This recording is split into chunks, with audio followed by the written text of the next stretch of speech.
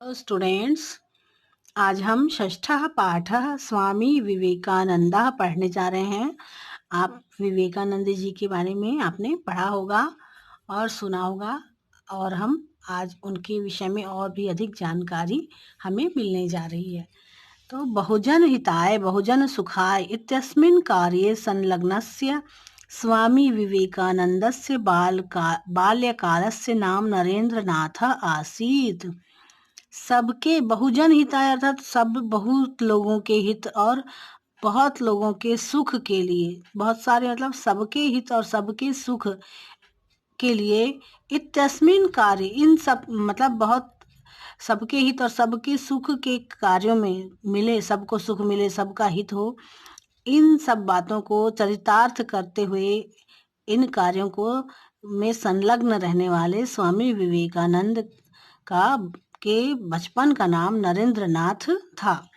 तस्य जन्म जनवरी मासस्य द्वादशे दिनांके 1863 ख्रीस्ताब्दे 12 जनवरी 1863 को कोलकाता नगरे अभवत्।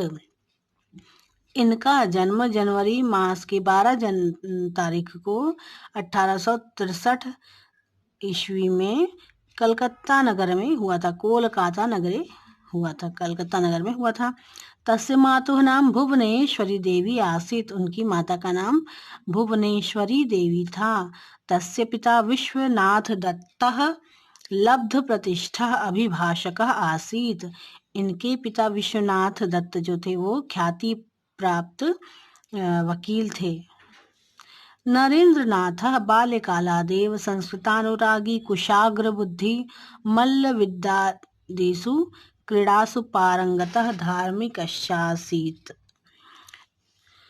नरेंद्रनाथ जो थे बचपन से ही संस्कृत भाषा के प्रति उनका विशेष अनुराग था और रुचि थी। कुशाग्र बुद्धि थे, वो तेज बुद्धि के थे, और मल्ल विद्या जो होती है, कुश्ती जो होती है, उसमें पारंगत थे, और धार्मिक प्रवृत्ति के भी थे। इतने सारे गुण उनमें बचपन से ही विद्यमान थे। तस्मिन् काले रामकृष्ण परमहंसः अद्वितीयात्मिक ज्ञानपुंजस्य स्रोतः आसीत्। उस काल में रामकृष्ण परमहंस जो थे अद्वितीयाध्यात्मिक ज्ञानपुंजस्य मतलब वो उनके समान कोई नहीं था, इतने वो आध्यात्मिक थे, और ज्ञान के पुंज मतलब ज्ञान का स्रोत थे वो एक। आसीत् तस्य प्रभावेण प्रभावितः नरेंद्रनाथः तस्मादेव परिव्राजक दीक्षां प्राप्नोत्। उनके गुणों से प्रभावित होकर, रामकृष्ण परमहंस के गुणों से प्रभावित होकर नरेंद्रनाथ जी जो थे उनसे जाकर उन्होंने सन्यास की दीक्षा ग्रहण कर ली। दीक्षानंतरम सह स्वामी विवेकानंदः इति नामना प्रसिद्धो अभवत्। और दीक्षा लेने के बाद उनका नाम जो है वो स्वामी विवेकानंद के नाम से प्रसिद्ध हुआ। ततः स स्वकीय ज्ञान दीप्त्या सदुपदेशय जनान अध्यात्म परायणम अकरोत्। और इसके बाद वे अपने ज्ञान की ज्योति से परिपूर्ण होकर और अच्छे उपदेश देकर लोगों को अध्यात्म की ओर प्रेरित करने लगे। वो खुद भी आध्यात्मिक थे और लोगों को भी अध्यात्म की प्रेरणा देने का कार्य करने लगे। तस्यावधारणा आसीत् यत् प्रेम्णा सत्येन पराक्रमेण च कार्याणि सिद्ध्यन्ति। उनका विचार था कि प्रेम, सत्य और पराक्रम से हर कार्य को सिद्ध किया जा सकता है। तत्कुरु पौरुषम, और इस तरह से मेहनत भी किया जा सकता है, और हर जो सिद्धि है उसे प्राप्त की जा सकती है मेहनत से।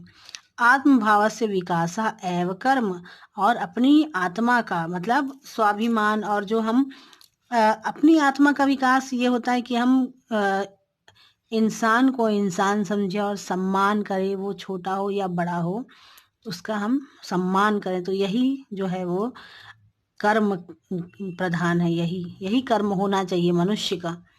अनात्म भावस्य विकासः एवा कर्म। और जो अनात्म भाव है ना, हम सब में एक ही आत्मा है, तो हम एक दूसरे से जो व्यवहार करते हैं वो अलग अलग कैसे होता है, जाति धर्म ये जब अलग अलग हम मानते हैं, परंतु ऐसा होना नहीं चाहिए। सब जबकि आत्मा सब में एक है, तो हम सब एक ही पिता की संतान है, एक ही ईश्वर की संतान है।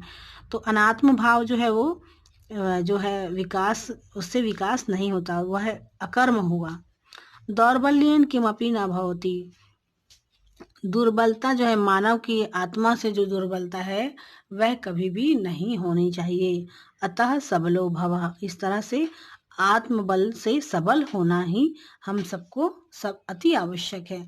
आज के लिए इतना ही। अपनी अगली क्लास में हम इस पाठ को आगे पढ़ेंगे।